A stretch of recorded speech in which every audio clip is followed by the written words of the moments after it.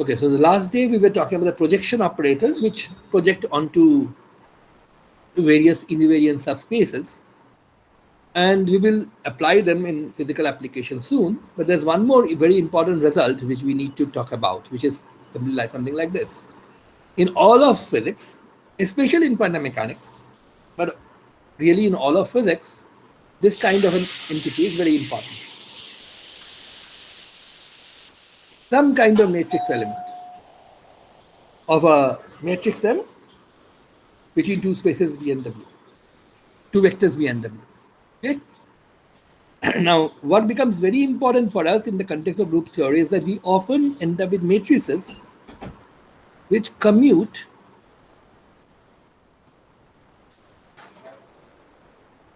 with the representatives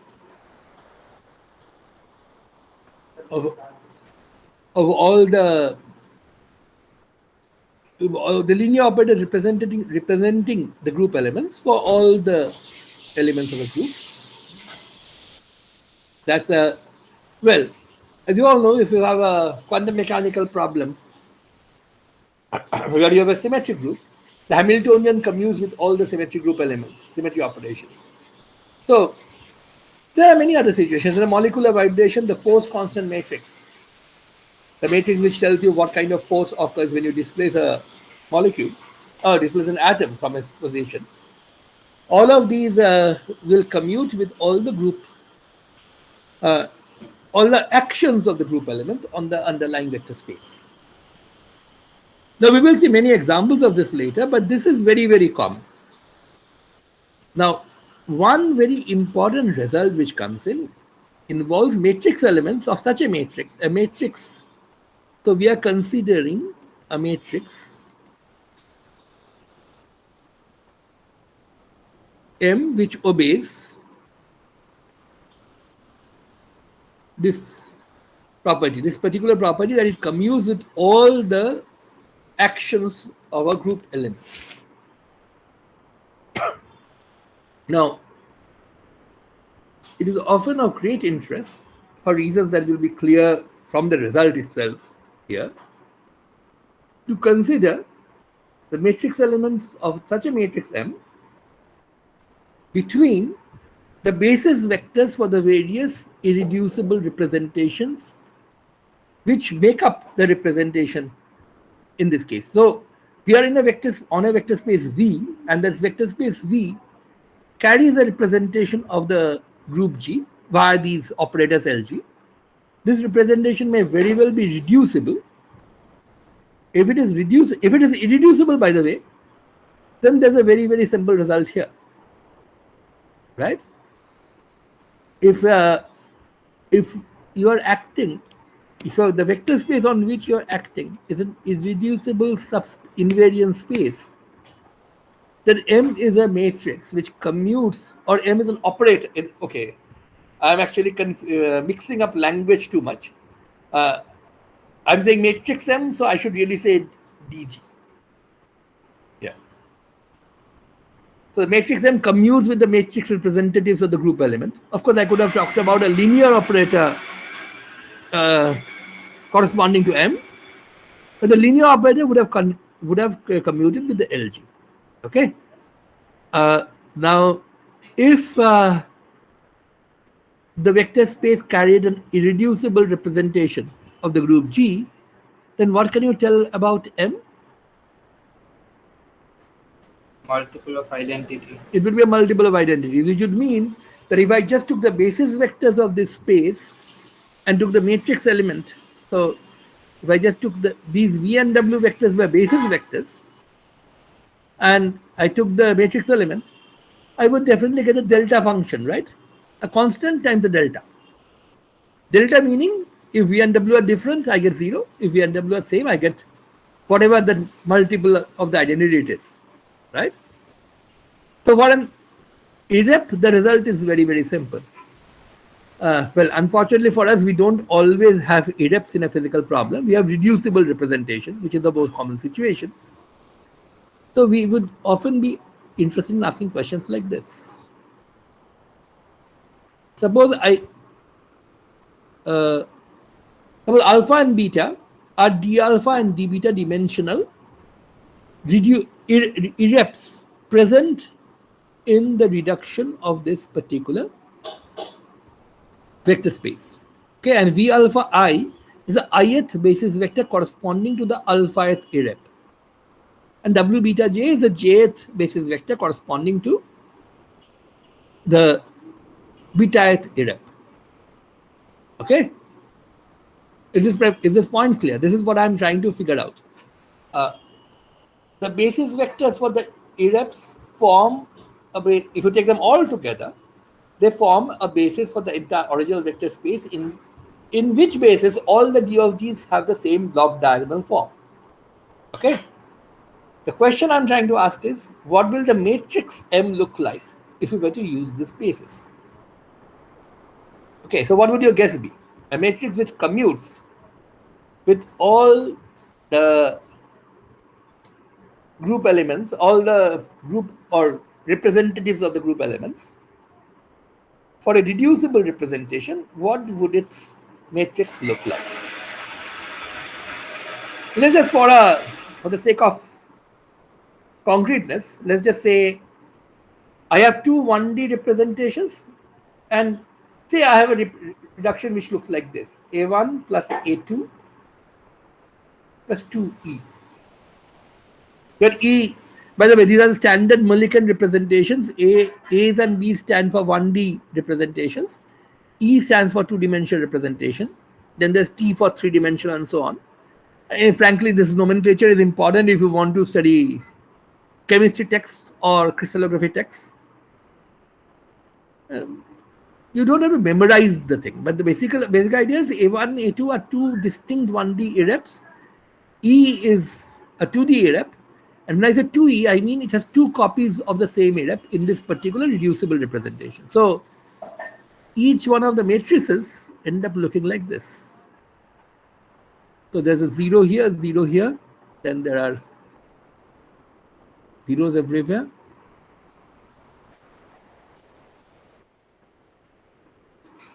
Then you have a 2 by 2. Look, these are all the DGs. This is what the DGs look like. So should M be sort of a block diagonal form, but only diagonals are populated with the lambdas, but different lambdas? So in the first one. So this is okay. So this is what DGs look like. All of the DGs, by the way, of course, different numbers here. The crosses are the only non-zero elements you have for DGs. You're with me so far, right? And what you are guessing, at least, is that M should look like this.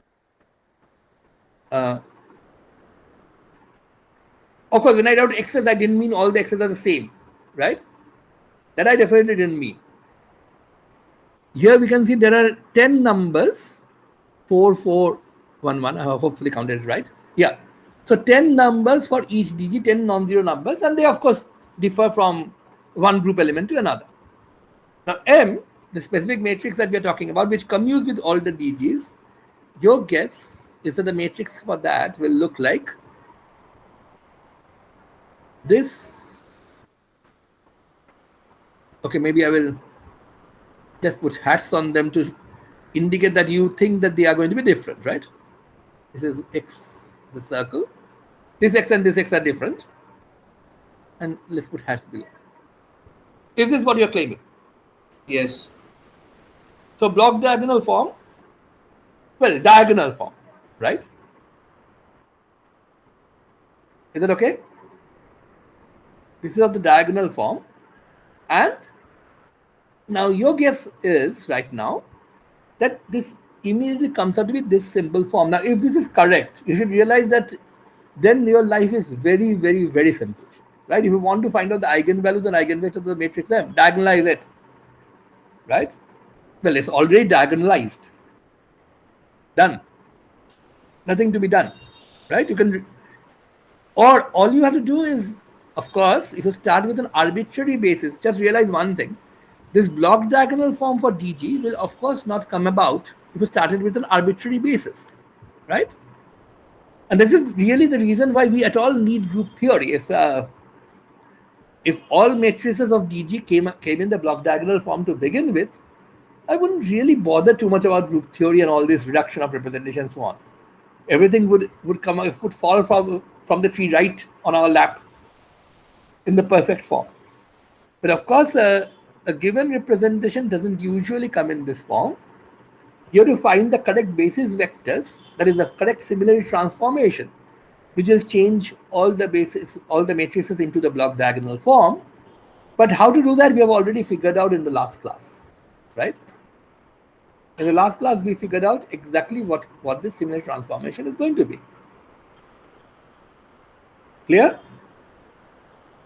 That is how we would find out basis vectors which project onto the invariant subspaces, or how to find projection operators which project onto the invariant subspaces, and how to use that to find the various basis vectors. Once we have done that, TG takes this block diagonal form. But then, if your guess is right, then your job is done. The moment you choose such a basis, your matrix M will have a nice diagonal form. And if it has a diagonal form, it's already diagonalized, and the diagonal elements themselves are nothing but the eigenvalues, right? Life would have been very, very nice if that had been the case. Okay, it's really not the case. There's slight bit more complication beyond that. Why, where the complication comes from, we will come to that. But okay, the whole point of what I'm going to do today is try to talk about what form does a matrix M take if you choose the basis wisely. That is, wisely means here something which will give you the block diagonal form for all the group representations. So what's the most general possible form it can take? What you have guessed is diagonal. The answer is close but not quite.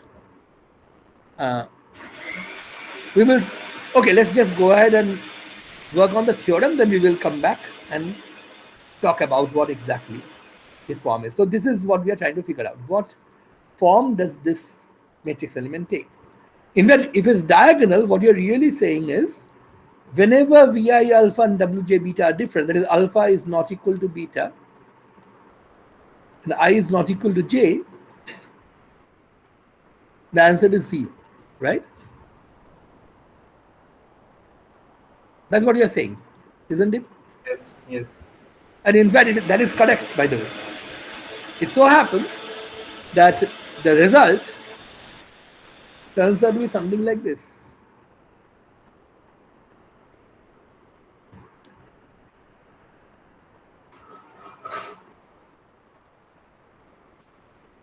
Okay. Now, can anybody tell me, does this result remind you of something which I've already studied somewhere? Great orthogonality theorem? No. Quantum mechanics, somewhere else, I mean. Some result which you may have studied in quantum mechanics, which you should have studied in quantum mechanics. Maybe you have, maybe you haven't.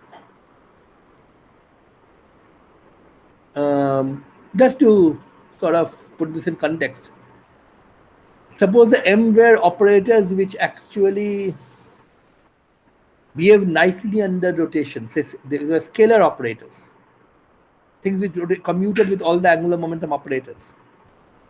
And Vi alpha and W beta j were just the angular momentum eigenstates.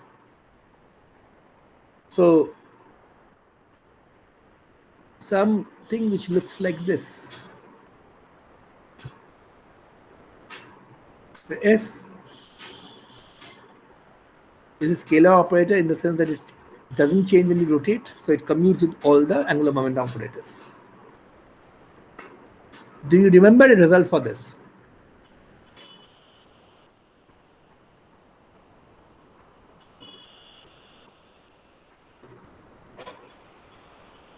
That is, okay, not Li, really J. I should really say Ji, because I'm using angular momentum here. Do you remember what the result for this is? Have you studied this, by the way?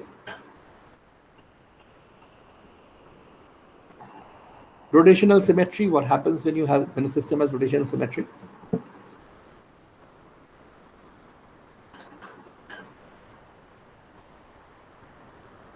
Yes, no? Am I still here?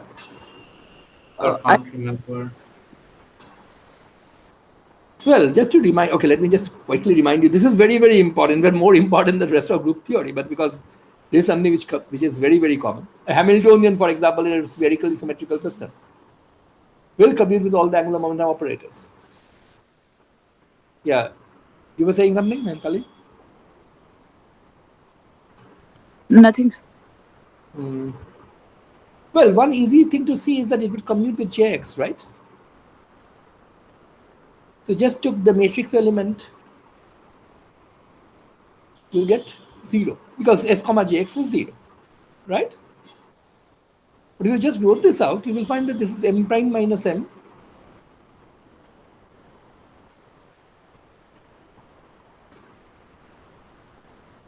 So what does it tell you?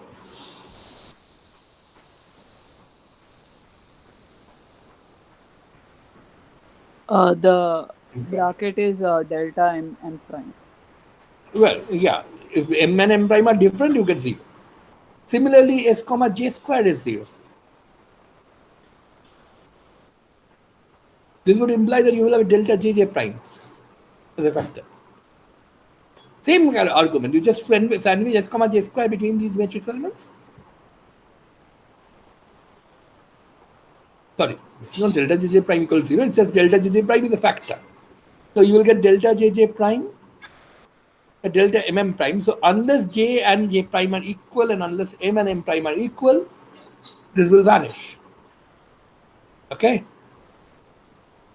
But in addition, there's one more very important result which this has, which is, okay, so suppose J and J prime are equal. So we are both the J. M and M prime are equal. Now, how many different matrix elements would you have this way? For a fixed J, how many different matrix elements can you have? 2j plus 1. 2J plus 1, right? Because M and M prime are the same always, so they just take 2J plus 1 different values. But the important result is all of these 2J plus 1 matrix elements, independent of the value of M, are equal.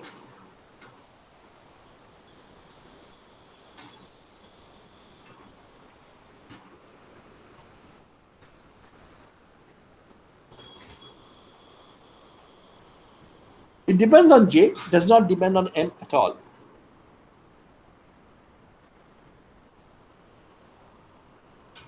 Does this ring a bell? Or in the context of what we have been talking about in the language of group theory so far, what does this really tell you? It tells you that for the rotation group, states with the same J but different M's span an invariant subspace, an irreducible invariant subspace. And S essentially behaves like a multiple of the identity on each one of them. Different multiples of the identity of different blocks. So it would really have this diagonal structure, the one which we was talked about. So could you repeat how when j equals j prime, the inner product is same for all m's? I didn't say that. I can't repeat what I didn't say. I just said that it is. I didn't say how. But Okay, how is easy? Just use this. This is also 0, right? which one, sir? S comma J plus commutator. Yeah. Use that, work through, we'll find that it's 0. Straightforward. That is, the result is 0. You should be able to show that that actually implies that no matter what M you use, you get to say, okay, well, you should sandwich this not between Jm and J prime M prime. That will really not help because that will immediately tell you that because the moment J plus hits the M prime goes to M prime plus 1, right? So what you should do is you should actually sandwich this Jm plus 1, Jm. This of course is 0, right? Because S comma J plus is 0. But if you do this sandwich, expand it out, you'll find that, well, Sj plus, what does it do? The J plus hits Jm to raise it to Jm plus 1 with a factor in the front.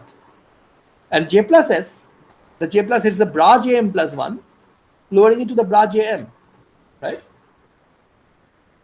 Just write it out. It's straightforward. You will immediately get that the value for m plus 1 is the same as the value for m, the matrix element. Do you get the point? Yes, sir. Okay, so this is a specifically simple example because we have nice algebra to work with. The algebra, what is the connection with the group theory? The answer is rotations are the underlying group here, but rotations form a Lie group, a continuous group, and the information about what happens when you rotate is encoded in what happens when you rotate tiny amount. Why? Because any big rotation can be built out of many tiny rotations. And what happens under tiny rotation? How does a vector here meaning vector your vector space, in this case the Jm states, how do they change when you rotate by a tiny amount? The answer is they change by a tiny amount. And the tiny amount is proportional to some operator acting on Jm. Those operators are nothing but angular momentum. So this angular momentum algebra calculation really is simple, but it's really something you get from group theory.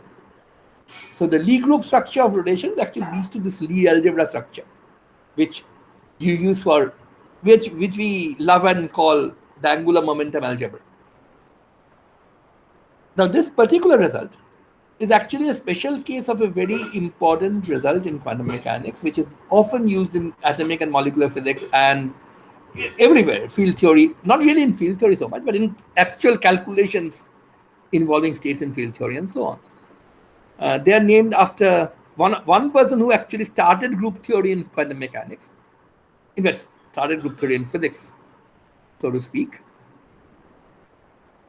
Wigner. This theorem is called the Wigner-Eckart theorem. Actually, it's really a simple case of the Wigner-Eckart theorem.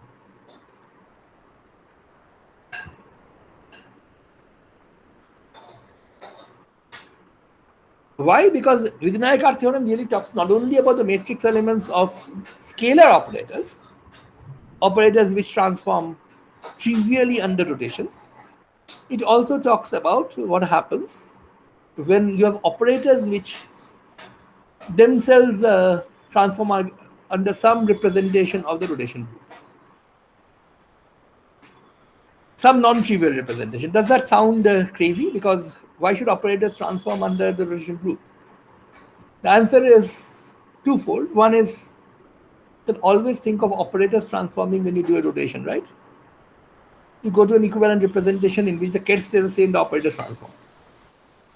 And the other, a more mathematical one is, why not? Operators, after all, are vectors. Is that point clear? The operators are vectors. Heisenberg equation. No, when I said operators are vectors, I meant it in a mathematical sense, had nothing to do with quantum mechanics or physics. Why are operators vectors?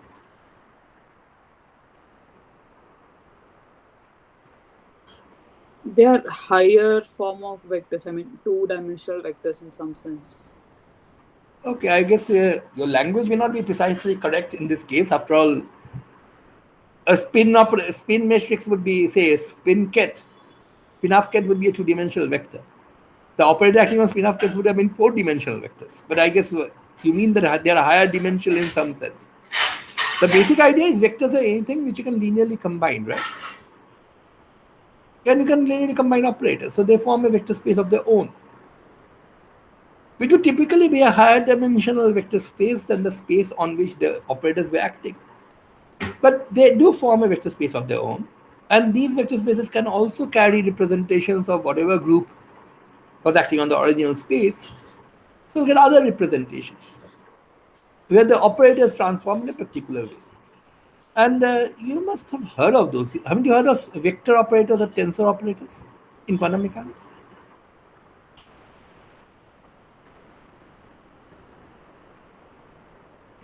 Yes, no. What? Tensor operators, no, but vector operators, I'm not sure. Okay, tensor operators definitely no. Vector operators, you're not sure. No, we don't. We never heard of tensor operators. Yeah, but vector operators you may have. You should have. After all these operators that you deal with, R vector, P vector, even J vector, these are all vector operators. Yeah, yeah. Yeah, I But was just any wondering results? if their definition. The definition is a vector operator, for example, will be a bunch of three operators which transform in a particular way when you rotate your coordinate system. The particular way meaning the way vectors transform.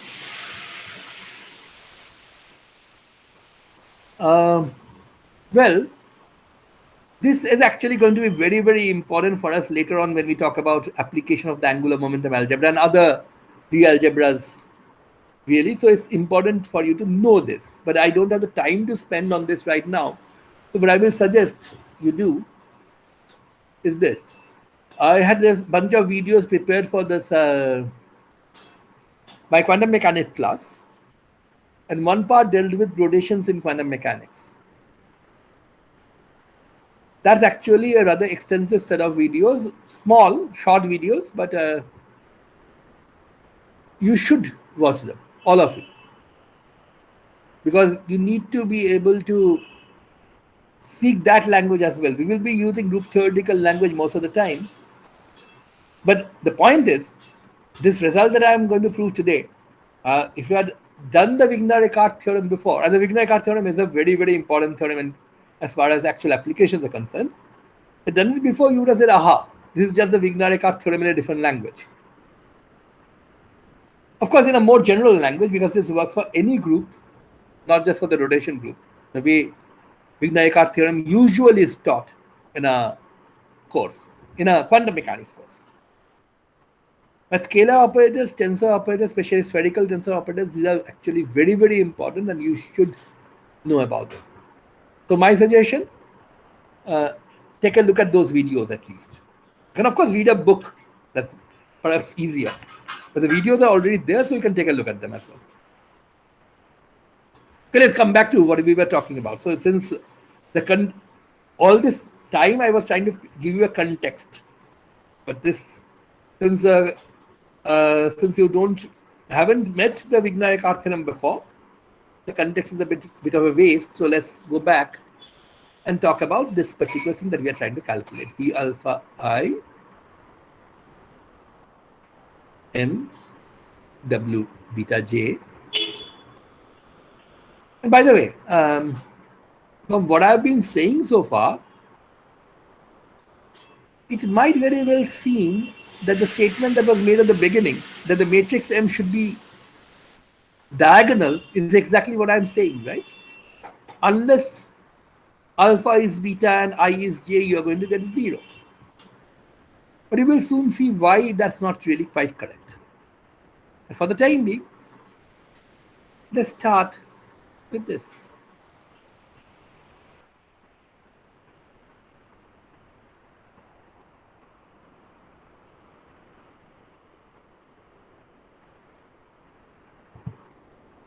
Since MLG is LGM, the two operators are the same, we'll deal with this.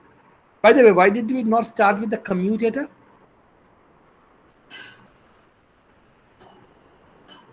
It would have been 0. Yeah, but that is true. That's the same statement, right? Actually, we could have. It's basically the same as the commutator. The commutator would have said A minus B is 0, we have just written A equal to B. That's it. Right? MLG minus LGM would have been 0, and I've just put it the other way. Here, of course, minus makes sense because unlike groups where subtraction doesn't make sense, LG is a linear operator, right? M is also a linear operator or a matrix, whichever way you want to look at it. But matrices can be subtracted. So the commutator, the algebraic commutator, AB minus BM makes perfect sense here. Could have used that. Anyway, coming back to this, okay, I wanted to make one important restriction. we are going to use unitary representations only.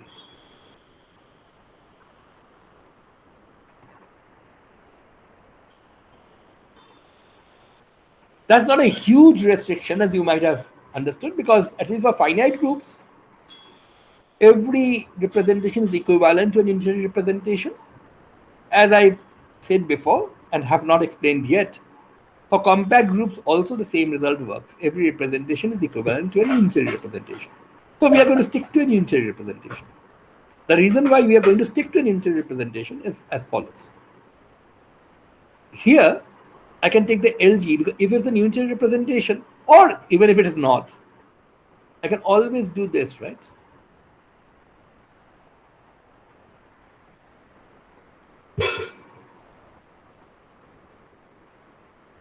This is okay. Can I do this only in a unitary representation or in general? In general, but the dagger is replaced with inverse. In general, where the dagger, in general, the dagger is replaced with by inverse. Is that what you're saying? I think so. Nope. The definition of the dagger is that this works always. This is the defining result for the dagger.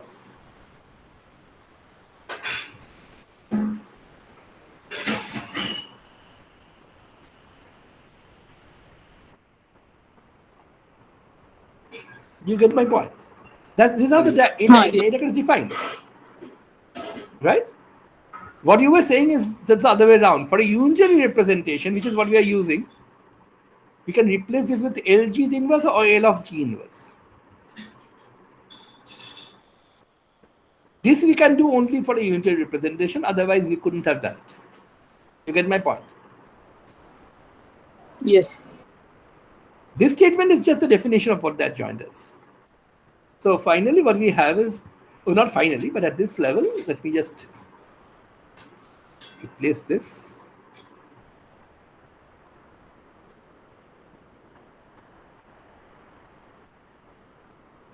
Okay, so now we are going to use the fact that these are irreps, right? They carry representations of their own. So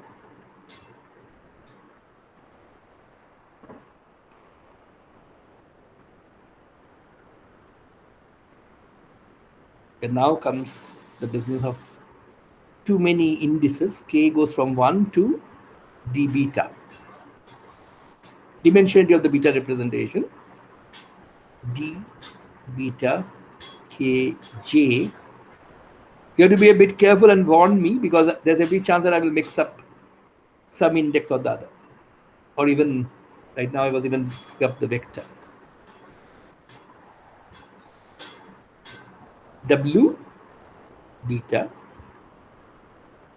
k. Right? So this is essentially what being an invariant subspace means. When LG acts on W beta J, the result that you get is in the beta invariant subspace, some combination of W beta K's, and the coefficients, of course, are given by D beta KJG. This is where D beta KJG is nothing but elements of the representation matrix for that particular era. You do the same thing on the right hand side, you get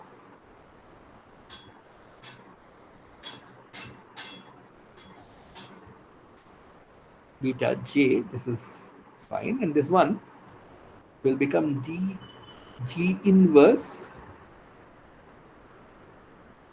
for the alpha representation, of course, of Li sum over L going from 1 to D alpha L. Is this part clear to everybody?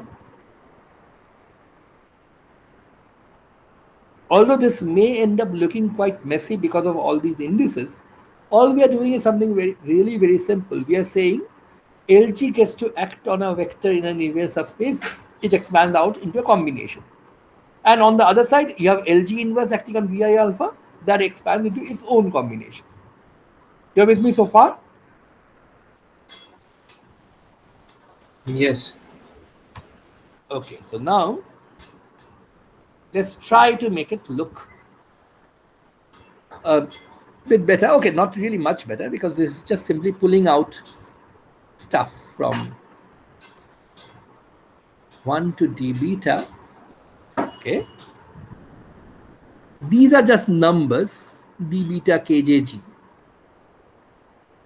They can gladly be pulled out of the entire expression. You have v alpha I m w beta k, right? So that's one side. On the other side, we have to be a bit more careful. But before we go there, even this one, d alpha Li for G inverse. What is it? This is actually, remember, we are dealing with unitary representations, which means this matrix is a unitary matrix, and so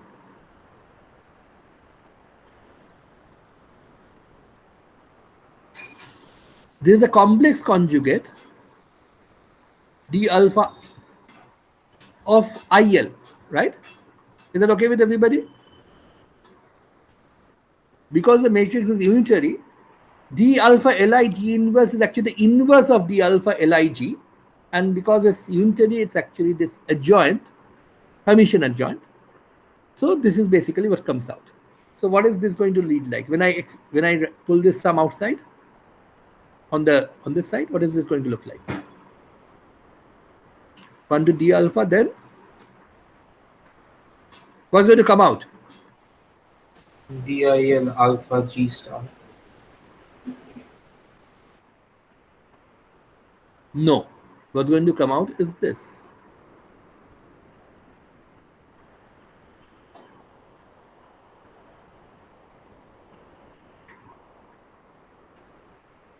So this is the tricky part, although it's not really very tricky. It's just that you have to remember that this inner product that we are dealing with, especially because we are dealing with inner products in complex vector spaces, is linear in the second factor, antilinear in the first. Right? It's a sesquilinear product. It's not linear on both factors. You know this, right? Yes, sir. So what comes out is not the conjugate of d alpha ILG. What comes out is d alpha ILG. Okay. Now, for the next step, what we have to take a look at is we need to sort of focus on what indices are still free on both sides. Remember, I and J are the actual indices here, right? K and L are done. Okay. And K and L have already been summed over. So if we want to propose summing up over some other element, some other index, I can't sum up over either K on the left or L on the right. We have to sum up over either I or J. Now, what I will do next is simply do this. Multiply both sides of the expression, both of them, both left and right, by d beta J M. M is some other index, free index.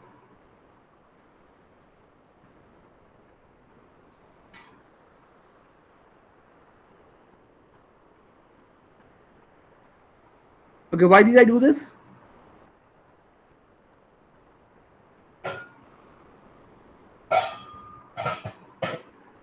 Sum over J. Then I will of course sum over J, going from 1 to d beta on both sides.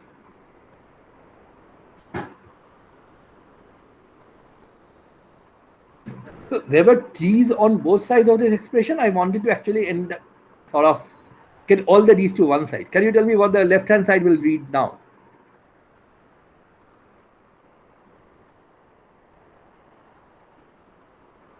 Notice sum over J will happen only between these two terms. This one can sit outside, right? As far as sum over J is concerned. And remember, these are all finite sums, so you can just move them in or out.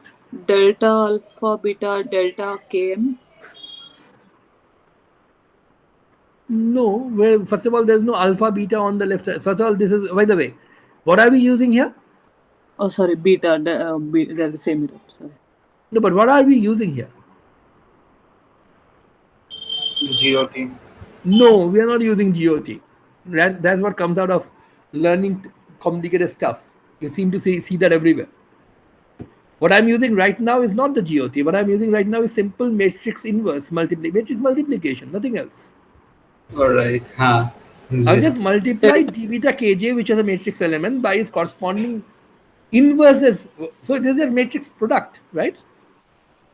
If you just take this times this and sum up over j, you're just multiplying the two matrices. And what do you get from that? Delta K. Delta Km. Delta km. And then since there's a sum over k, also what you get is vi alpha m w m beta. This is what you get on the left. On the right, what you have, of course, is j equals 1 to d beta, L equals 1 to d alpha. And just to make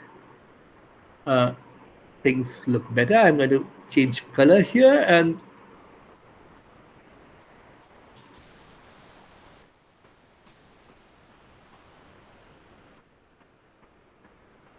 then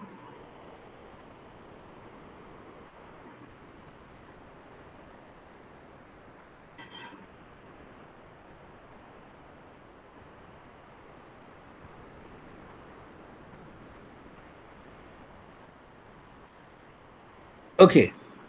Now the left hand side, does it depend on the group element G? No. Should the right hand side depend on the group element G then? Shouldn't. Shouldn't, right? So this is really independent of G. But now it's not really obvious it's independent of G, right? There are d alpha il G, d beta jm G inverse. There's not even a matrix sum, a matrix product anywhere. There's a G and a G inverse, but it's not a matrix product. IL, JM, different indices altogether. Even alpha and beta may very well be different matrices. They are from different representations. If they are from different representations, then they are definitely different matrices. But now, what I can always do, given this form, is use what? Now that we have a form like this, what can we use?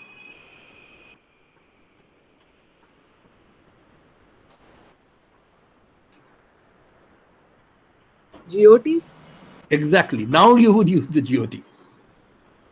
You would just, okay, to use the GOT, what you would have to do,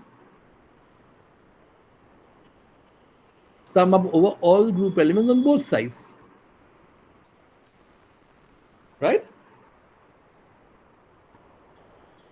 So what happens to the right hand side? That becomes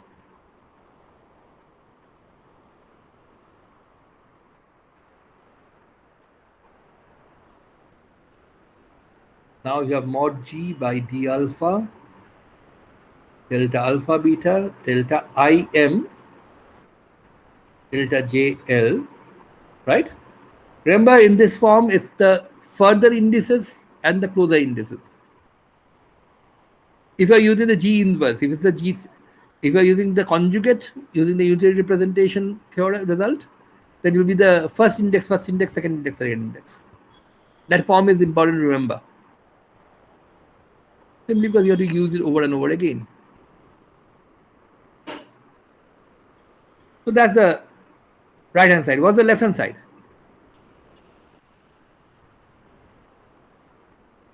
Yes? Extra mod G factor. Yeah, exactly. So all of these are equal. You just get as many times as the number of elements in the group. That's it. So the mod G factor, of course, cancels out between both sides. Now we have to be slightly careful about the sum on the right hand side. Alpha and beta are not summed over, so delta alpha beta remains as it is. I and M are not summed over, remains as it is. So unless you have the same irrep, you get 0. Unless you have the same row in the irrep, okay, I and M have to be the same. So within a irrep, there would be 1, 2, 3, 1, 2, 3 maybe if it's a three-dimensional irrep. So only 1, 1, 2, 2, 3, 3 will give you non-zero, otherwise you'll get 0. And, well, what do you have? You have a sum over L and a sum over M, and you have a delta JL. Sorry, sum over J, and you have a delta JL. So you can do any one of the sums first. Let's say you do the sum over J, sum over L first. So you're left with the sum over J. And it's, well, since delta alpha beta is there, d alpha and d beta have to be the same.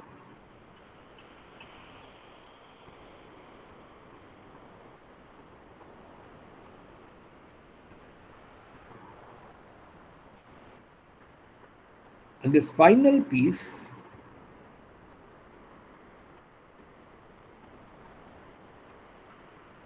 should be pretty familiar to anybody who has done a bit of quantum mechanics of rotations, which you apparently haven't so far. This is called the reduced matrix element M, which depends on the functions V and W. Of course, on alpha as well, but not on J. This is summed over J. It doesn't depend on the index. It doesn't depend on which one you are dealing with. Clear? So the proof really is rather simple. It's just that because of a flurry of indices, it ends up looking rather complicated. Any questions about this? Sir, is that reduced M alpha VW? Is that the trace of M in D alpha in the alpha irrep? Well, actually, it's the average trace of M. But in this case, since all the diagonal elements are the same, well, there's a bit of a, well, it's not really the trace so much. First of all of these are the same, right? So because they're all the same, you just add them together, divide by d alpha, that is how many of them there are. You of course get it back. The important point is this result, as you can obviously see, does not depend either on I or M, right? So it has to be the same for all of them. It is close to the trace, but not quite, as you will soon see. Not always, at least.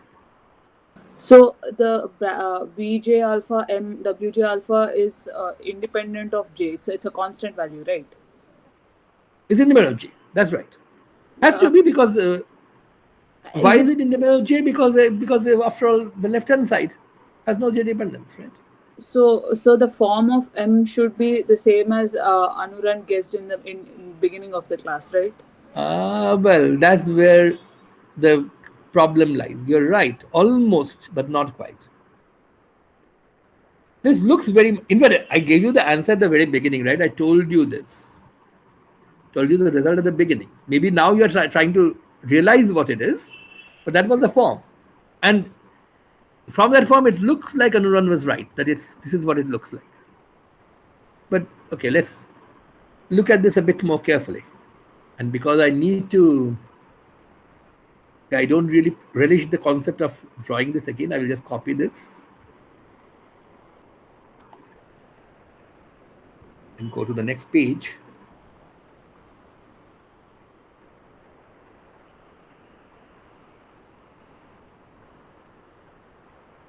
So this was our situation. We had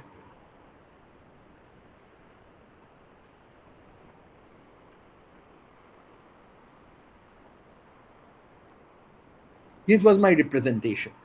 Two copies of different irreps. So A1, A2, and you had two irreps, the same irrep occurring twice, right? The two-dimensional irrep occurring twice.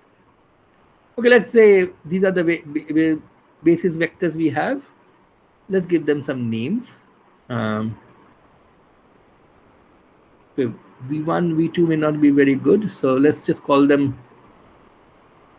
Okay, I want U1, U2, V1, V2. So let's call this X and Y. These vectors, which are the basis vectors corresponding to these two irreps, let's call them X and Y. This one I will call U1, U2. There are two basis vectors here, and V1, V2. Okay, so these are 6 basis vectors we have actually used, and these are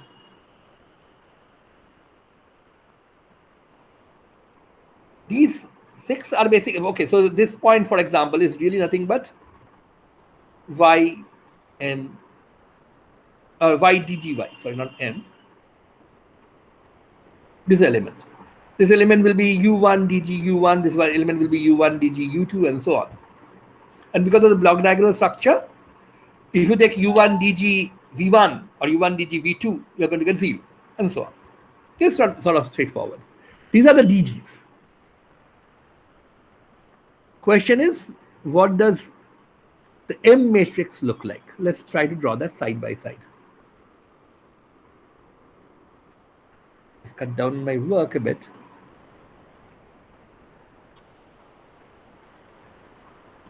So the guess which Anuran made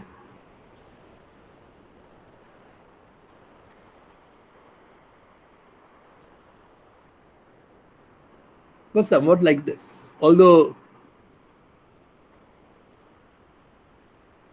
you of course also said that these two, this are different, these two are the same, these two are the same, right?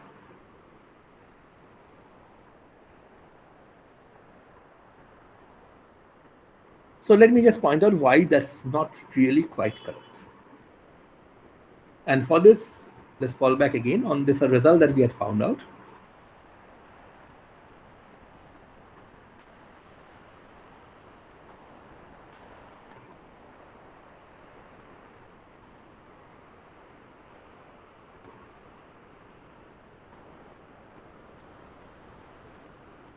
Now, Sir, yeah, go ahead. it should be W beta M on the left hand side. W beta M on the left hand side, or maybe since we are back to ij, we can always, oh, sorry, I can just change this to j. You're right. Is that okay? That was vi alpha m w beta m. Now this is vi alpha m w beta j. So that's all the change that you have to make. Change the m to j. Now comes the real point. Well, this one definitely is on its own, and it will not give you any other. All other elements will be 0, as was rightly guessed. This one too. So with some element, all others will be 0. These two will be the same. And since I've lost, well, I can't really draw many nice shapes any longer, I will just leave these two without any shapes, and they are also equal. So isn't this what Anuran said? Yes. Yeah. Now, let me just point out that when you say u1, u2, v1, v2, and xy, these are the basis vectors.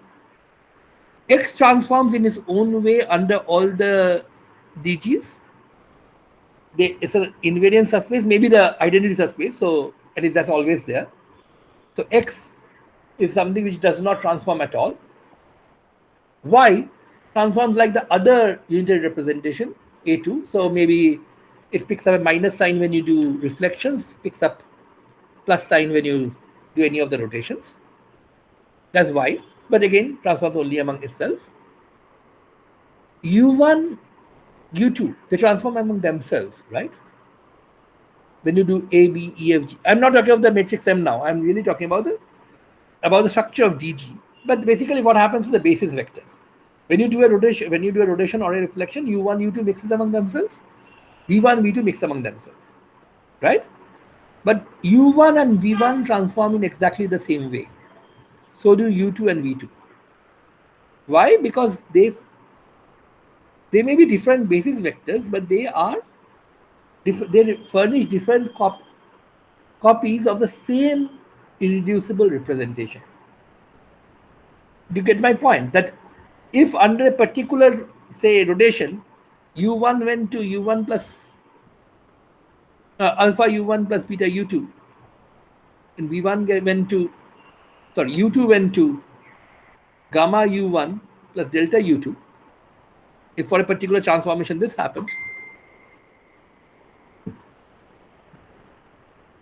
V1 would go to this, V2 would go to. Is this clear to everybody? That, of course, is what we mean when we say they actually furnish basis vectors for the same arep. Is it okay?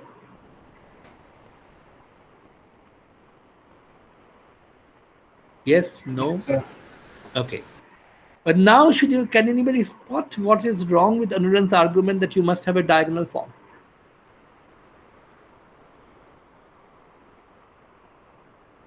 What was used in this calculation? We use the fact that under LG, under the operation of the group element, the vectors transformed in a particular manner, right? But U1 and V1 transform in the same manner. So do U2 and V2. Okay? Is the point clear?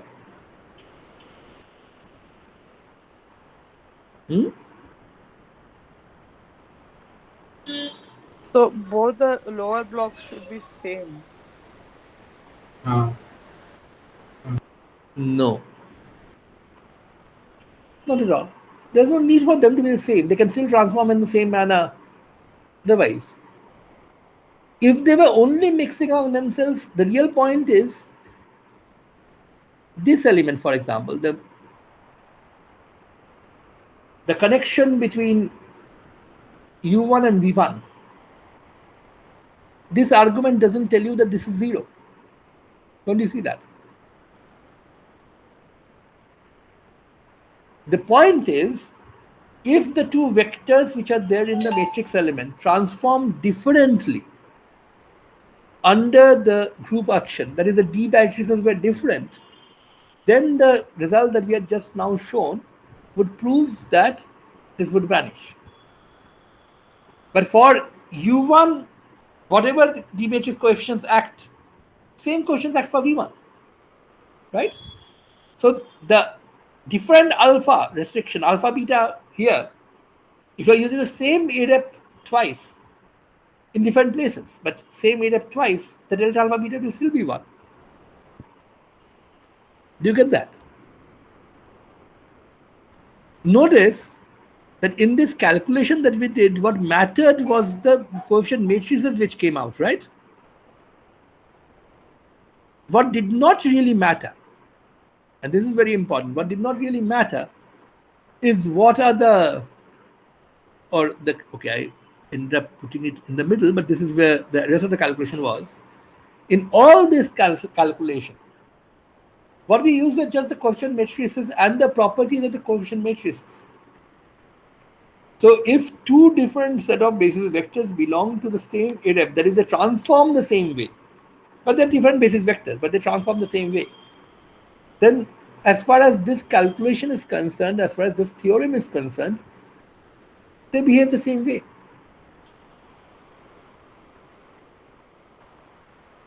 Is it okay? Notice in all of this calculation, all you said was when LG acts on MW beta or LG acts on W beta J, you end up with a factor of D beta Kj G W beta K. Right? That will happen whether you are using U1, U2 or V1, V2, because they transform exactly the same way. Am I getting through here? Could you, I can't, I mean, it's confusing. Could you repeat it again? All I'm saying is, okay, U1, okay, let me just be a bit more explicit. U1, M, U1. U2, M, U2. These will be non-zero. You have no problem with that, right? And they should be equal. They should be equal. Exactly. U1, M, U1 should be non-zero. U2, M, U2 should be non-zero. And they should be equal. Similarly, V1, M, V1, V2, M, V2 equal, non-zero, and not necessarily equal to this, right? could be equal to this by some accident, but in general, there's no reason why this one and this pair should be equal to each other. Okay, but now comes this one, this statement U1 M V1 and U2 M V2.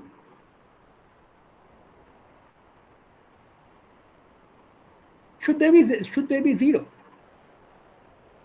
by the argument that we have been using so far?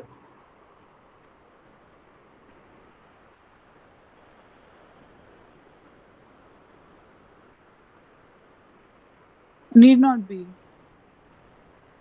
Well, yeah, need not be. That's the point. The point is okay. U1, U2 and V1, V2 transform exactly the same way. Now, the whole point here of this delta alpha beta is to say if V and W belong to different irreps, that is, they transform different, they pick up different coefficients d alpha and d beta, then this matrix element will definitely vanish. Is it okay? Clear? Yes, sir, got it. Okay. But since U1, U2 and V1, V2 transform in exactly the same way, they are two copies of the same irrep. Okay, different basis vectors, but they transform the same way. U1, U2 transform the same way as V1, V2 does. So this argument doesn't prove that they are zero. In fact, it proves that they can be non-zero. Okay, they could of course be zero by some accident or some other reason. But at least group theory, just the group theoretical structure will not force them to be zero. And they will also be equal to each other, which means these two elements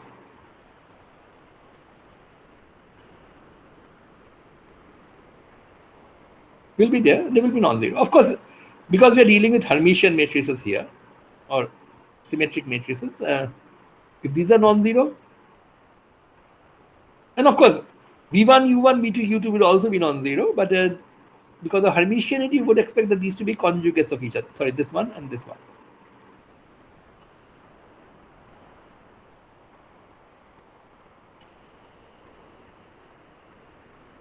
Okay, so these two. Is that the end of the story? It is. But it shows that M does have a block diagonal structure, but the block diagonal structure is a bit more complicated, or can be a bit more complicated than the block diagonal structure for the DGs. If a particular irrep is repeated, then you can have non-zero matrix elements between these irreps as well. But only between corresponding rows. You can't have U1 M V2. U1 M V2 will be 0. U2 M V1 will be 0. That's the I equal to J2. But U1 M V1, U2 M V2 can very well be non-zero. Is that okay? Yes, sir. But can you now spot? So that means that at least the job of, suppose you had a big vector space in which you have a some matrix which you want to diagonalize, and you know that this matrix, because of the symmetry, commutes with all the DGs. Then your job becomes simpler. At least you know that if you have you would carry out a reduction of that original vector space, then you will be able to figure out that smaller subspaces will exist, and your work will not have to be done over the entire space. It can be done over smaller subspaces, each one of which will be okay, but will be invariant, but will not necessarily be irreducible. Notice that here, because of the fact that you are using identical irreps twice, you are going to end up with a structure which looks like this. But now, can anybody suggest a way of simplifying the problem a bit further?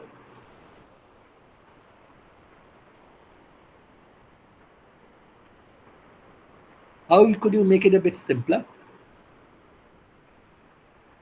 Sir, I couldn't hear the exact question due to connection The problem. point is, we now have a simpler structure for M than just an arbitrary 8x8 matrix, right? And in fact, you can immediately read off that these two have to be eigenvalues, this one and this one. This is an eigenvalue, this is an eigenvalue, whatever these numbers are. And now you have a 4x4 matrix to diagonalize. The structure of the 4x4 matrix should suggest that there's something that you can do which further simplifies your work. Any suggestions? How could you further simplify your work?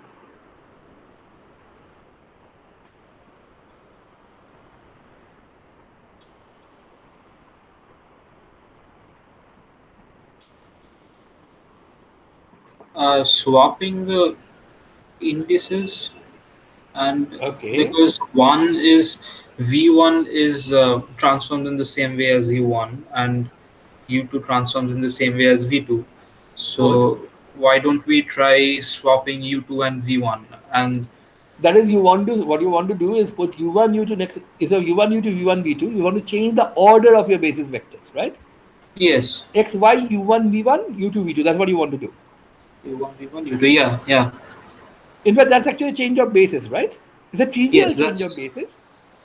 Remember, in a basis, the order matters. So if you change the order, you're actually changing the basis. Rather trivially, but you're still changing the basis. If you do that,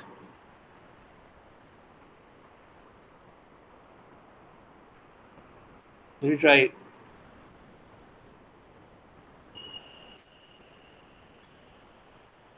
Okay, okay, now I have this rather nice pictures to draw. But anyway, so now I've forgotten what I drew here. Okay, for now I'm going to use x, y, u1, u2, v1, v2. That's a good point. If I do that, this of course stays where it is. This stays where it is. But now what happens is something rather funny. Notice this really is now the u1 mu1 element, of course, which is of course where it was before. You have not shifted u1. So is this diamond. What is this now? Of course, this is x, y, u1, u2, v1, v2. What is this? This is this element, right?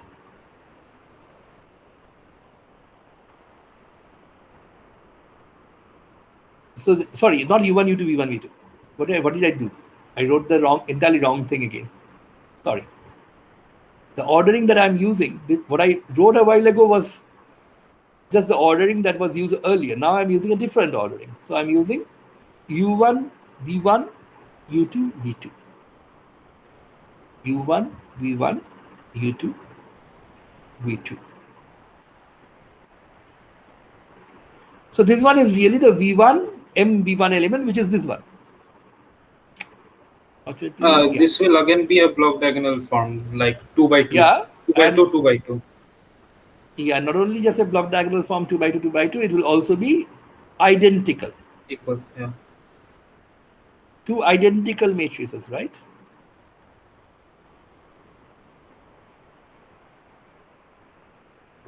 Is that okay? So just by relabeling the basis vectors or reordering the basis vectors, you will end up by actually breaking the problem down into solving not a 1 by 1 and a 1 by 1 eigenvalue. This is of course still there. That's a trivial case. But now you have two 2 by 2 eigenvalue equations solved, and not even two 2 by 2 eigenvalue equations solved, by the way. You have only one 2 by 2 eigenvalue equation to solve, right? Because these two matrices are identical, which means, of course, u1, v1 will combine. So now that you have 2 by 2 matrices, that can be diagonalized by some change of change. So u1 goes to u1 prime, v1 goes to v1 prime, right? And if you do that, then it becomes diagonal. Okay, and the same transformation done on u2, v2 will give you u2 prime, v2 prime, which will be new basis vectors in which this will entirely become diagonal. Okay, is that okay?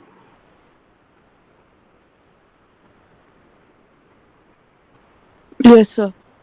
By the way, in this particular new basis, that is x, y, u1, say first I have two changes of basis here. I started with x, y, u1, u2, v1, v2, which is the basis which block diagonalizes my dg. Then I swapped the order just to ensure that I get nice blocks for the m, u1, v1, u2, v2. And Now, of course, in this basis, the DGs are no longer block diagonal, by the way, right? That's because the same kind of swapping will happen for them. Whatever made the non-block diagonal thing block diagonal here will actually make this nice block diagonal feature of the DGs go away. But that's not really very important for us right now. And then we do a further change of basis. But the good thing is you don't have to repeat a calculation for every one of these blocks. You just do one of them.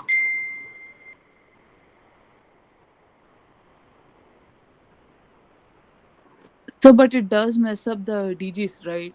How? Yeah, it does. So, the point is,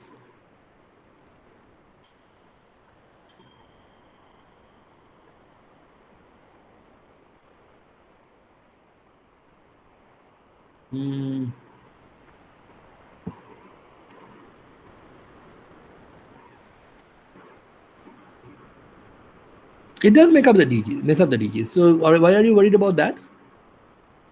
It messes up the block diagonalization. Yeah, but the point is, look, depends on what your ultimate aim is. Is your ultimate aim to play with just the group structure, or ultimate aim is to do the physics or do the important mathematical calculations? What you're interested in really is perhaps diagonalizing the Hamiltonian, for example, for a system, right? That's your real aim. Seeing the matrices in the block diagonal form for the group G, that's hard. That's really what is going to help you get there. But that's not what your be-all, end-all is, right? Your ultimate aim would be to try to find matrix elements for the Hamiltonian, for molecular vibrations, finding out matrix elements for or diagonalize the force constant matrix so that you can get the eigenvalues, so that I can get the normal mode frequencies. That's what you're trying to do. Group theory helps you there. Okay. Yeah. The block diagonal structure is definitely a good starting point. It tells you that the structure for this M, which commutes with all the LGs, simplifies a lot. Okay. But you can actually simplify the thing a lot more and ultimately end up with a lot smaller calculation. But notice that in all of this, these things, these transformations, these issues about basis vector. Notice that although we did swap the basis vectors in order, but we did have to find the basis vectors first. So for the basis vectors, we need the projection operations and so on. Okay. The projectors tell you what the basis vectors are. Then, well, if you are so lucky that each irrep occurs only once or not at all in your system, then you immediately get the answer. Then, of course, then the original thing which Anuran said would work. You would get a diagonal matrix for M. Okay. Then the basis itself is enough to give you all the results. But if a given irrep is repeated, then you have to work a bit harder to get the final result. But even that is a lot less work than starting with a big 8 by 8 or 20 by 20 matrix and then trying to figure out how to reduce that. Do you get my point? Yes, sir. So suppose, for example, just to see whether this has really sort of penetrated, suppose I have a two-dimensional representation, let's say the representation which I call E, and let's say a reducible representation is just 3 times E. That is, we have a 6-dimensional representation where the same irrep is being repeated thrice. So basically the block diagonal form, 2 by 2 block here, 2 by 2 block here, 2 by 2 block here. These are for the DGs. U1, U2, V1, V2, W1, W2. Okay, let's not bother too much about the boundaries. But now, if I wanted the M, the same basis choice, U1, U2, V1, V2, W1, W2. Of course, now that you have block diagonalized the matrix, that's the basis you're going to use next. So what do you expect the structure of the M, the matrix which commutes with all the DGs to be? First of all, you will expect these two to be the same. Okay, maybe I should be using different colors. maybe. Okay, these two should be equal to each other and equal to each other, right? But that's not all. The point is this one, U1MV1 and U2MV2 will also be possibly non-zero. That's why remember the M when we wrote down had this VW thing. It depends on the functions involved. So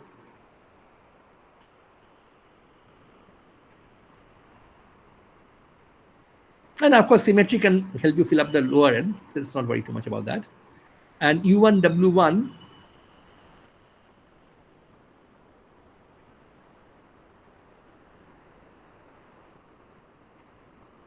so this is the structure you have.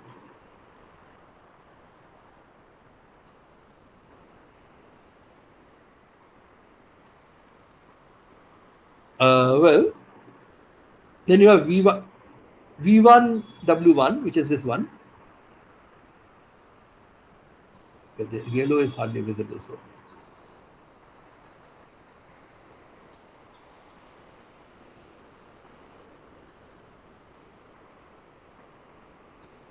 this is the structure of the matrix, of course, only on one side. On the other side, you will have symmetrically placed things, so you can figure out what this structure will look like. But then what would you do? You would actually take U1, V1, W1 together and U2, V2, W2 separately. And so then this block will become a U1 plot, then and W1 will give you the blue, this one, then these two.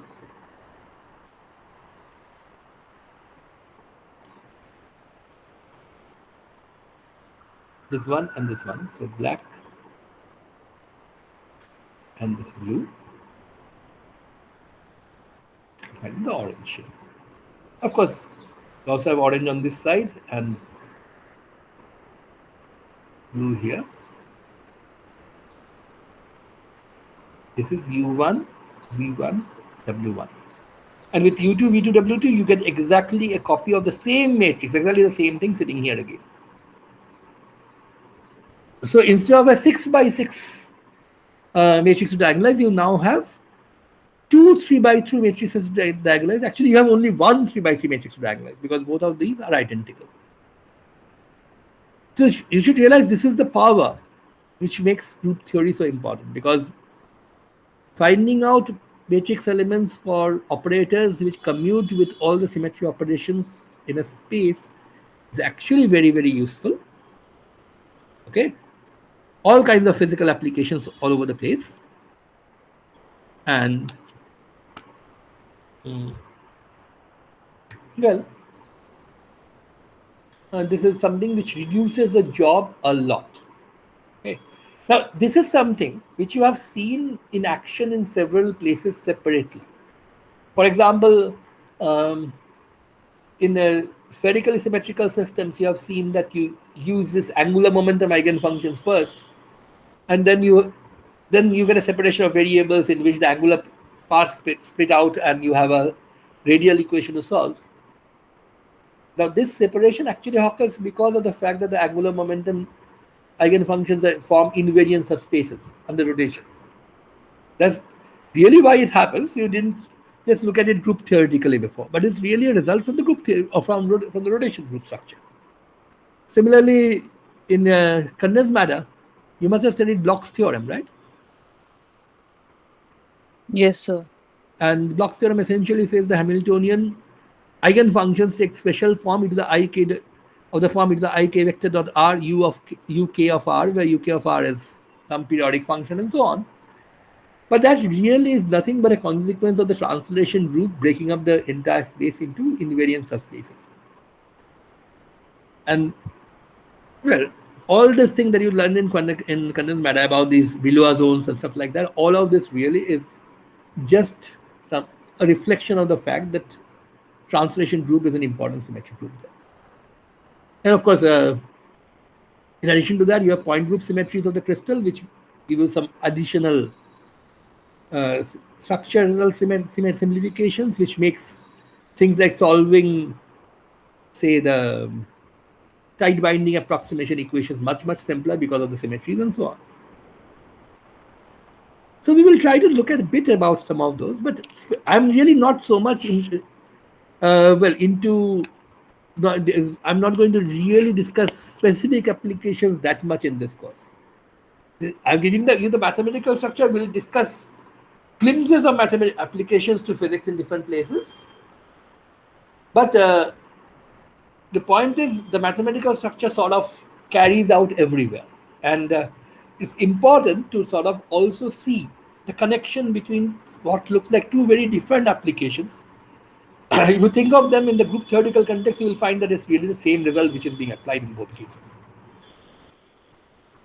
So next day we will put all of these together and start talking about molecular vibrations proper. Okay.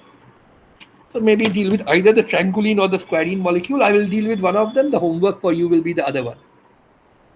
By the way, I have only received one homework so far. Although I did say Sunday is the deadline, but still. Okay, and there's one more thing.